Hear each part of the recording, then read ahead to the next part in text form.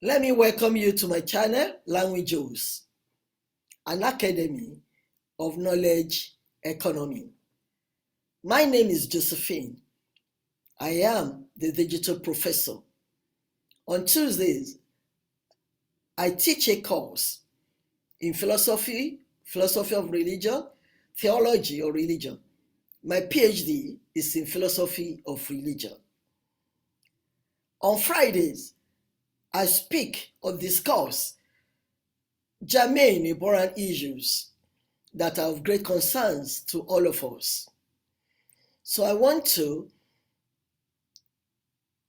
ask you to please view my videos. I have a lot that you can check that have already been released, and there are going to be more. And to encourage me, subscribe, like my page, share my video, and send me comments to make me better. I want to thank all my subscribers so far, and I want to imply others to please subscribe. Before I go on today's teaching, which is going to be on free will, you remember I started on free will and determinism. In past 2 Tuesdays, if I can recollect rightly, I have taught on general introduction on free will and determinism. And I think the last Tuesday teaching was on determinism. Today, I'm going to teach on free will. But before I go on, please join me as we see what Languages has in store for us.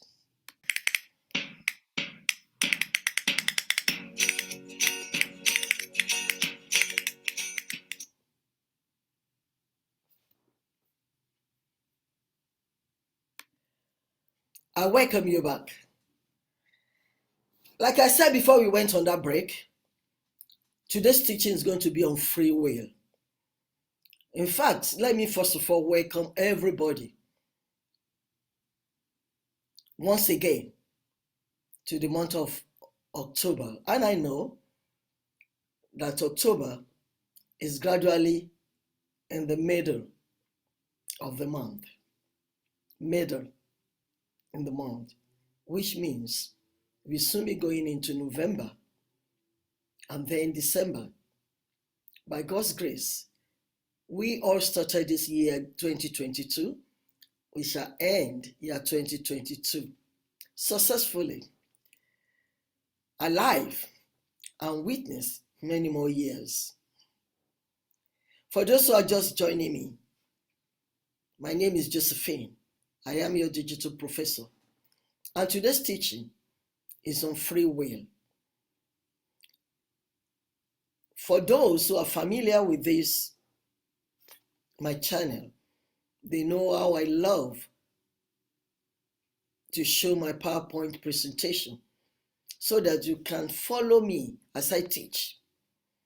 I don't really want any excuse about what did that professor, what did she say? Because if it were in the classroom, definitely I will have bullet points for my students to see and be able to follow me. I welcome you once again, and I'm going to show you now my PowerPoint presentation. Please, if you like, you can take a pen, you can take a paper to jot notes. But most importantly, I just want you to listen to me and flow with my teachings. And if there are any comments, send me a feedback through the link, the description link. Even you'll find my email there, the languages@gmail.com and the joeshoboyejo@gmail.com. You can reach me on those two emails. But please click the subscribe button and subscribe. And please on your notification. When you on your notification, anytime I release any new video, you'll be notified. So please join me now as I present my PowerPoint presentation. Can you see those balls fly freely with the freedom to fly anywhere they desire and do whatever they please? That's exactly what we are talking on when we speak on free will. One of the main assumptions of the humanistic approach is that humans have free will. Not all behavior is determined. Personal agency is the humanistic term for the size of free will. Personal agency refers to the choices we make in life, the paths we go down, and their consequences.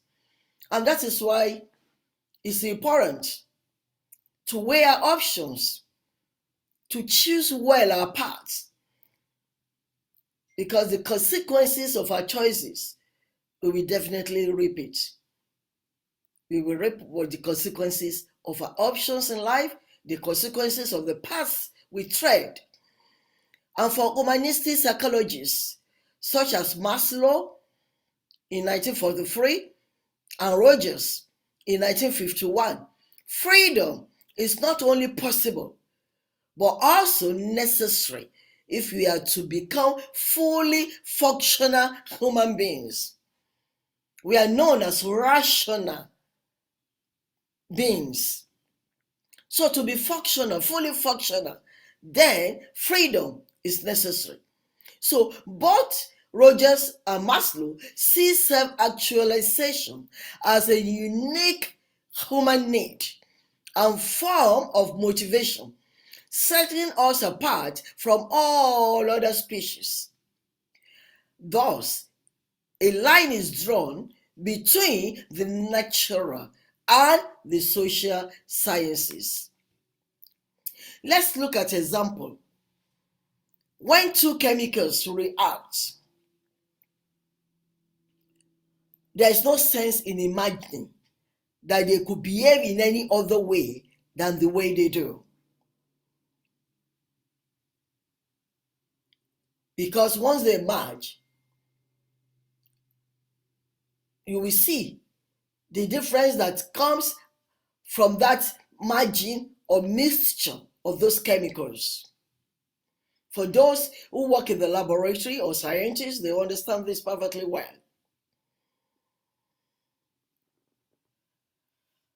However, when two people come together, they can agree, they can fall out, they can come to a compromise, they could start a fight, and so many things. There are so many options. You can never even know what exactly is going to happen when two people come together, because there's variants of options for them. It's either agreeing or compromise together, or they fall out. They can even start a fight. And that can even be the beginning of a long-lasting relationship, friendship. The permutations are endless. And to understand their behavior, we will need to understand what each party to the relationship chooses to do. That's the key to understanding the behavior, the outcome,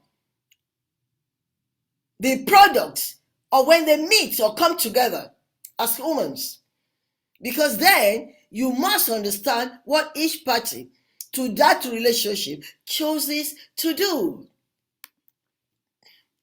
Cognitive psychologists are also inclined to attribute importance to free will and adopt a kind of soft determinism view.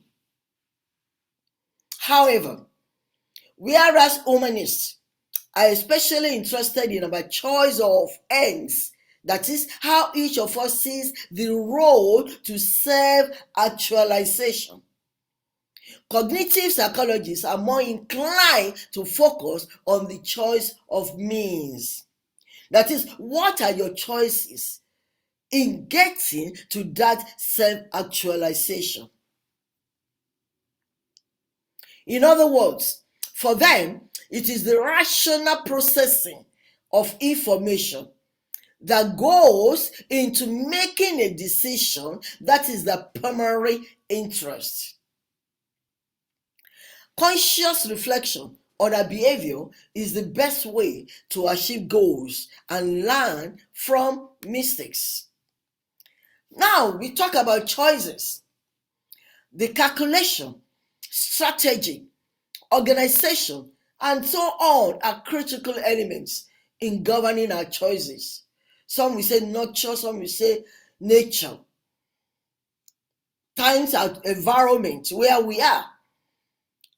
On a particular thing, somebody who lives in low density area might come to a particular decision different from someone who has to make a choice based on the same thing but lives in high density area.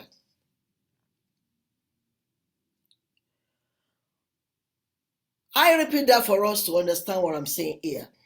Calculation, strategy, organization, and so on, they are critical elements in governing our choices and helping us to make right these choices in particular situations. Let me give you a funny example. For those who live in Europe, like America, like England, when they are praying, you won't see them praying for light. You won't see them praying that, oh, we want to have water, we want to have good roads, because these are functions of the government that with the taxes, they know they are right, they're doing it. But most people in Africa, you can see them praying, oh, let there be light, because they don't have any. The government is not giving them consistent on anything that is called light. Sometimes they have to use they have to generate their own light through generators. So that kind of prayer, we see a kind of misnomer prayers for those who live in Western Europe or America. Can't be praying that kind of thing. So they started that while they are planning or making choices on certain things, they don't put that kind of thing, especially when they're entrepreneurs, the businesses. They are not putting that into their consideration. It's not in the strategy or it's not in the calculation that, okay, we must be able to provide light, and in so doing, we are going to buy a generator or a generating equipment. It will not be for those who live in America or something like that. So that is why calculation, strategy, organization, and so on are critical elements in governing our choices and helping us make the right choices in particular situations.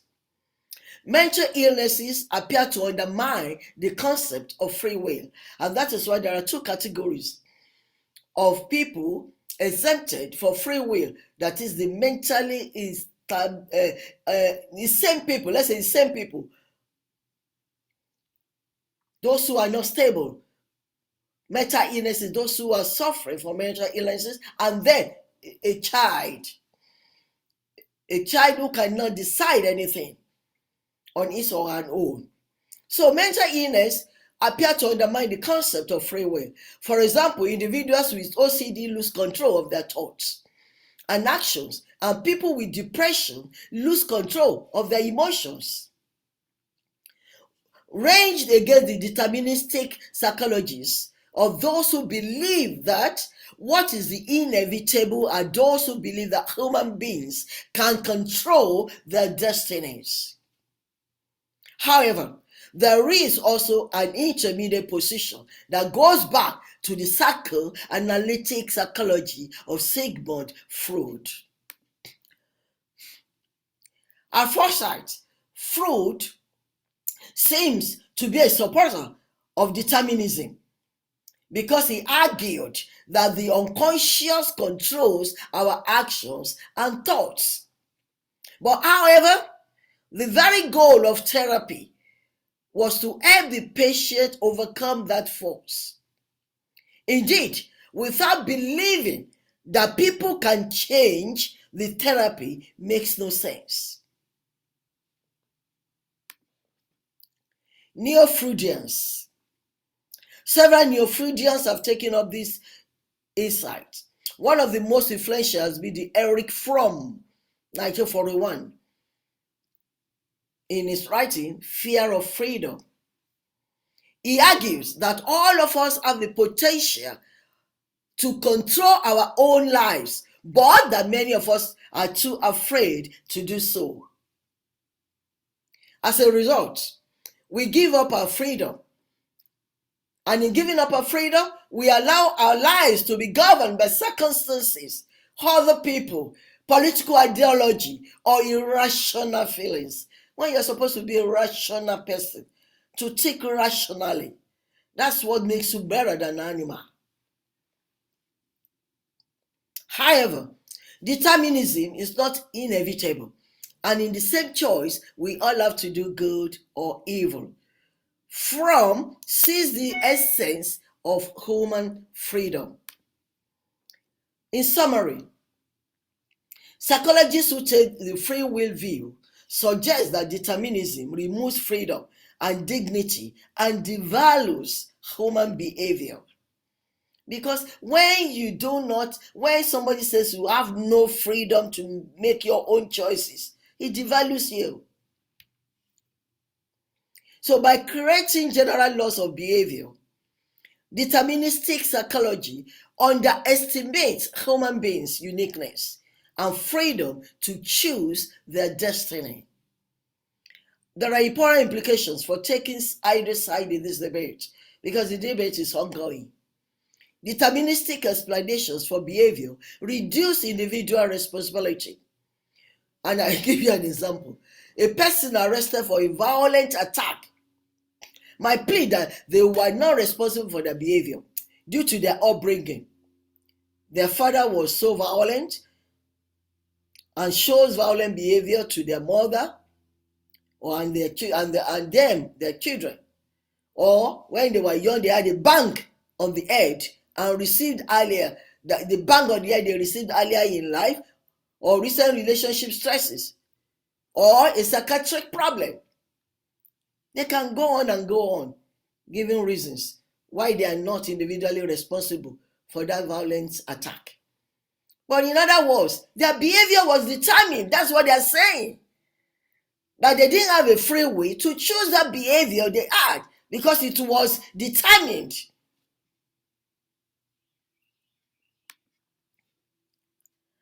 The deterministic approach also has important implications for psychology as a science.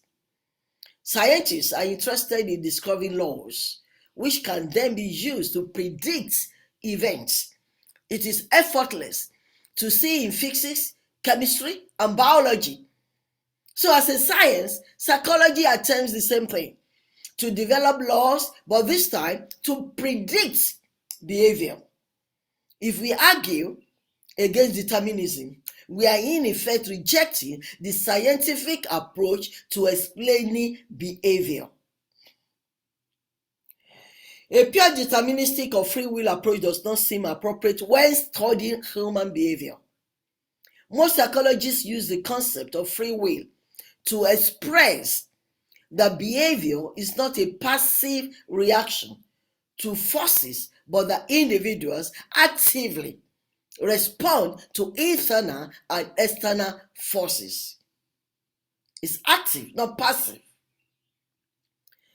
So self-determinism is often used to describe this position, whereby people have a choice. Still, their behavior is always subject to biological or environmental pressure. Honestly, we need to ponder on the issue of free will and determinism. It's a continuous debate. Which line of the debate are you? Do you believe there's freedom, that God has given us innate free will to decide, to make choices? Or do you believe in determinism, that whatever behavior you exercise or you show for is determined. Join me next Tuesday. I'll be speaking on the scientific view of free will. I'll be teaching on the scientific view of free will. So I want to appreciate you for finding time to view this my video. And if you want to know more, please contact me.